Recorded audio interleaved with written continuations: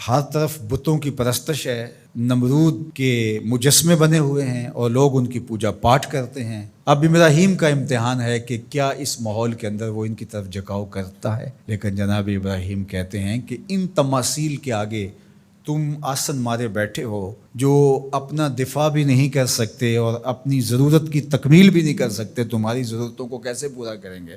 تو یہ میرے رب نہیں ہو سکتے۔ شمس و قمر کو، چاند کو، سورج کو، ستاروں کو پوجتے ہو، اچھا یہ چاند، یہ ستارے رب ہے؟ تو جب ڈوب گئے تو کہا کہ جو ڈوبنے والے ہیں وہ میرے رب تو نہیں ہو سکتے، مجھے رب کی ضرورت پڑ جائے، رب ڈوبا ہوا ہو تو مجھے تو وہ چاہیے جو ہر وقت حاضر ہو، تو میں تو اس رب کی پوجا نہیں کر سکتا۔ یہ ان کے شعور کا امتحان تھا اور اس شعوری امتحان میں پورے نکلے۔ پھر اس کے بعد اگلا امتحان تھا کہ وہ اس شعور کو بیان کرنے کی طاقت بھی رکھتے ہیں کہ نہیں۔ پھر بت کدا ٹوٹتا ہے، نمرود کا دربار سجتا ہے، اور وہاں جو خطبہ حضرت ابراہیم نے دیا زمانے نے سنا، جب کلہاڑا اس بڑے بت کے کندھے پہ رکھ دیا اور باقی سارے بتوں کا تیا پانچا کر کے رکھ دیا، جب وہ میلے سے واپس آئے تو ابراہیم بڑی بے نیازی سے بولتے ان کے بڑے نے کیا ہوگا، دیکھو اسلحہ تو اسی کے کندھے پر ہے۔ تو وہ کہنے لگے ابراہیم تو جانتا ہے یہ بولتے نہیں ہیں، اور حضرت ابراہیم یہی تو لانا چاہتے تھے۔ پھر جو خطبہ دیا، اف لکم ولما تعبدون من دون اللہ افلا تعقلون، افسوس ہے تمہارے اوپر اور افسوس ہے ان پر جن کو تم اللہ کے علاوہ پوجتے ہو، افلا تعقلون، تمہاری کھوپڑی میں دماغ نہیں ہے۔ اور پھر اللہ کی توحید کا بیان فرمایا۔ پھر اس کے بعد جان کا امتحان آیا، تو پھر جلتے ہوئے شعلوں کے اندر جس طرح ہنس کے داخل ہوا پیغمبر، یہ الگ اور نرالی شان تھی۔ نمرود نے سوچا تھا جل کے راکھ ہو گیا ہوگا چخا میں، لیکن 40 دن کے بعد جب آگ بجھتی ہے تو حضرت ابراہیم انگاروں سے چلتے ہوئے یوں باہر آتے ہیں جس طرح پھولوں پر کوئی نازنین چل کے آ رہا۔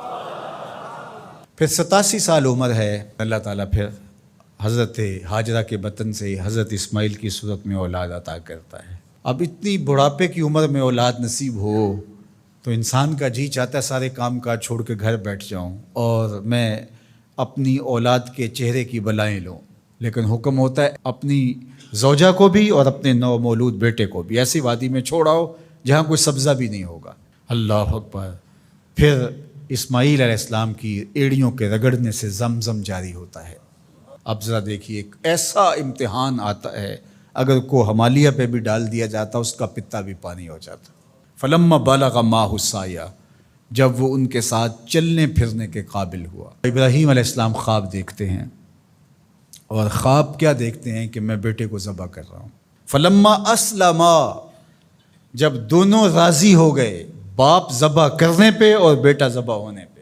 اب باپ کی آنکھوں پہ پٹی بندھی ہے، ہاتھ میں چھری ہے، 100 سال کا بوڑھا باپ، جبل سبیر کا دامن، منع کی وادی، کارکنان قضاء و قدر دم بخود ہیں، شمس و قمر، یہ منظر آج سے قبل انہوں نے نہیں دیکھا تھا، اور سورج بادلوں کی اوٹ میں منہ چھپانے کی کوشش کر رہا ہے کہ یہ منظر مجھ سے نہیں دیکھا جائے گا، حوروں کی چیخیں نکل رہی ہے، کائنات تھرا رہی ہے، مالک قیامت آنے والی۔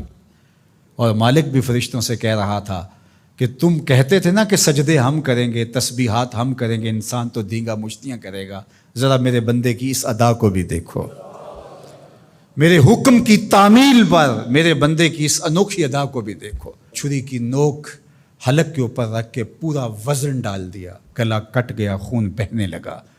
ابراہیم علیہ السلام ایک عجیب کیفیت میں، کیا کیفیت ہو سکتی ہے، میرے پاس تو لفظ نہیں ہے۔ اللہ اکبر۔